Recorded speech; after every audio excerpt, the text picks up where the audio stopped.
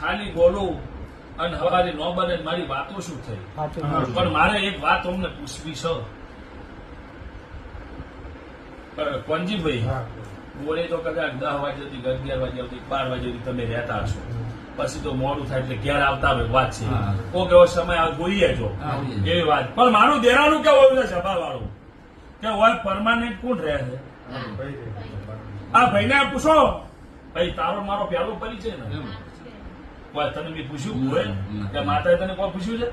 પણ સભા વાળો આ ઉજવણ અમુક તેને એમ થાય કોઈથી કોઈક હેડ્યું કે કોઈ આની વાત બની આવો પડસાયો તો અભાવ થાય તો માતા બોલું સભા વાળો.